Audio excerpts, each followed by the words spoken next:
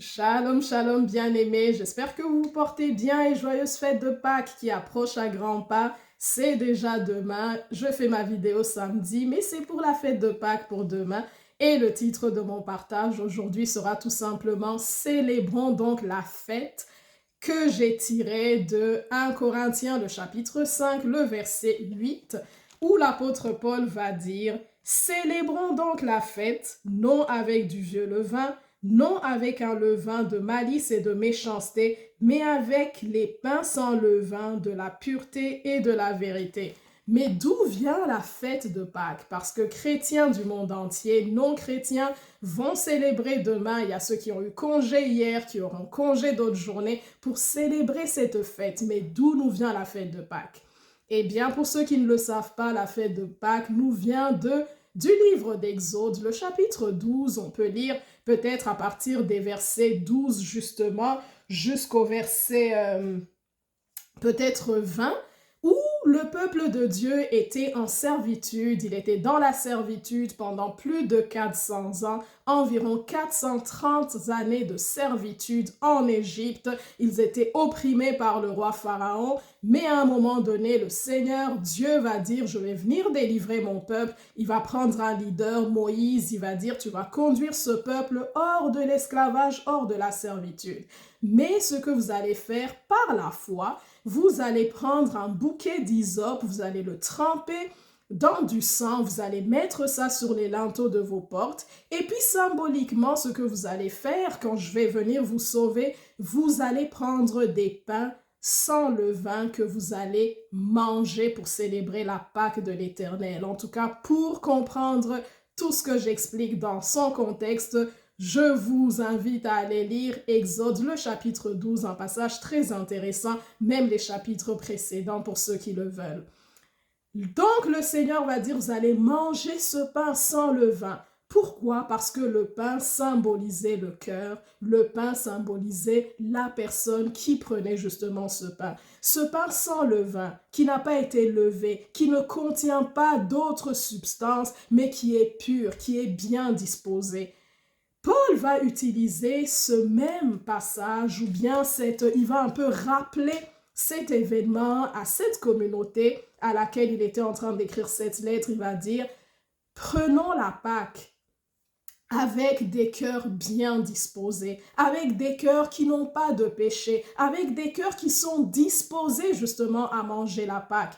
Et Paul rappelle, il va dire, cette Pâque que les enfants d'Israël attendaient, symboliquement ou bien attendaient par la foi, c'était Jésus-Christ qui est notre Pâque que nous allons célébrer. La Pâque ne consiste pas à des lapins, il ne consiste pas à des œufs de Pâques. Jésus n'est pas caché dans l'œuf de Pâques, mais Jésus, il est venu comme cette Pâque que nous allons accepter symboliquement avec des cœurs bien disposés. Peut-être qu'une personne est en train de se dire, mais le péché, de quoi tu parles? Il n'y a pas de péché, moi je ne pêche pas, je suis une bonne personne. Mais la mauvaise nouvelle que j'ai pour toi, c'est que oui, tu es pécheur, je suis pécheresse, tout le monde est pécheur. Je peux me dire peut-être je suis une bonne personne, je ne fais du mal à personne, je paye mes impôts, je paye mes taxes. Mais imaginons, disons que je suis un père de famille et que tout le temps je n'arrête pas de dire des paroles rabaissantes à mes enfants. Ça, c'est un péché. Disons, je suis une femme mariée et je jette mon dévolu sur un célibataire dans mon coin, quelqu'un qui est dans mon environnement. Ça, c'est un péché parce que c'est immoral. Je suis une femme mariée. Je suis un étudiant et je triche. Je prétends que ce sont mes travaux, mais ce ne sont pas mes travaux. Je suis un enfant et je n'obéis pas à mes parents, je ne respecte pas mes parents, je méprise mes parents. C'est un péché. Ou bien l'hypocrisie, c'est un péché. Le mensonge est un péché. Les calomnies sont des péchés. L'orgueil, toutes ces choses, nous les commettons, nous les pratiquons au quotidien et nous nous disons peut-être que ce ne sont pas des péchés, mais ce sont des péchés. On se dit peut-être que le seul péché, c'est peut-être le meurtre, le vol, des péchés qui sont plus flagrants. Mais chaque être humain est pécheur. La Bible nous dit que celui qui dit qu'il n'a pas péché, il est menteur et fait de Dieu menteur. Paul invite les enfants de Dieu Parce qu'il est en train de parler en plus à une communauté chrétienne pour dire qu'on peut être chrétien. Moi, je suis chrétienne, mais je commets également des péchés. Mais Paul vient nous donner une bonne nouvelle, cette bonne nouvelle que je vous apporte aujourd'hui.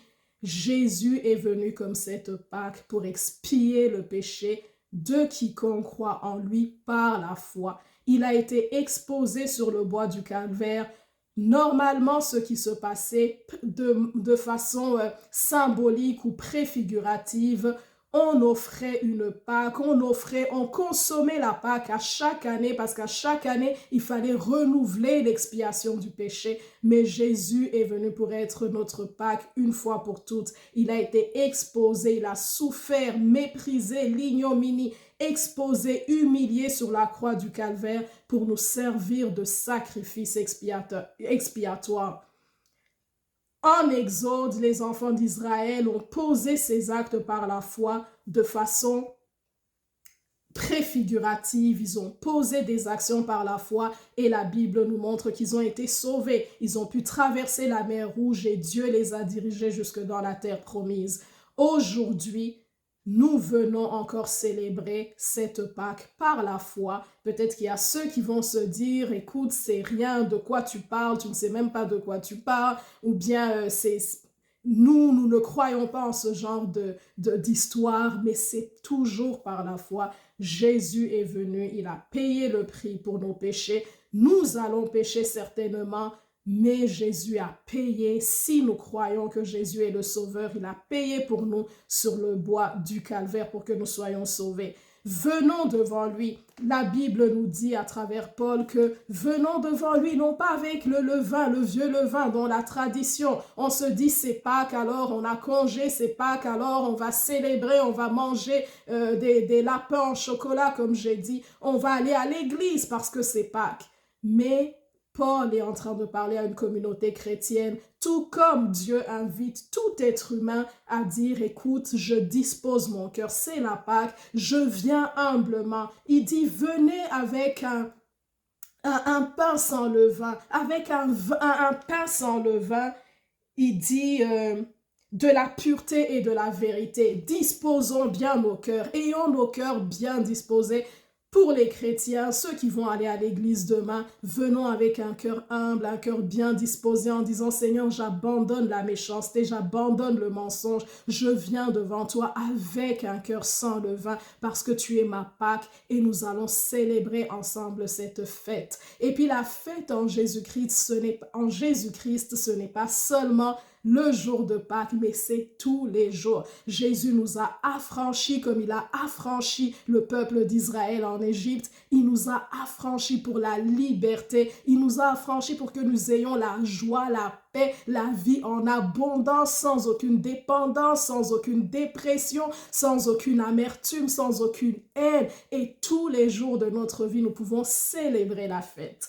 Mais en cette fin de semaine pascale, je vous dis, célébrons donc la fête, non pas avec le vieux levain du péché, non pas avec le levain de la malice, de la haine, de la méchanceté, de la vengeance, mais avec le pain sans levain de la vérité, de la sincérité et dans cet affranchissement que Jésus-Christ est prêt à nous offrir ou bien le sacrifice que Jésus nous a déjà offert pour ceux et celles qui ont déjà reçu le Seigneur Jésus-Christ dans leur cœur. Pour ceux qui ne l'ont jamais fait, en tout cas, je vous invite à prier avec moi, à dire, Seigneur Jésus, je crois que tu es venu pour me sauver. Je reconnais que je suis pécheur. Je reconnais que je suis pécheresse. Dirige-moi, lave-moi, purifie-moi de mes péchés. Je te reconnais comme Seigneur et Sauveur. Je te reçois comme mon Seigneur, mon Sauveur, mon Libérateur, au nom puissant de Jésus-Christ. En tout cas, je vous laisse avec ceci et je vous dis, désormais, célébrons la fête en Jésus-Christ. Que le Seigneur vous bénisse, que le Seigneur vous garde. C'est Thérèse. Bye.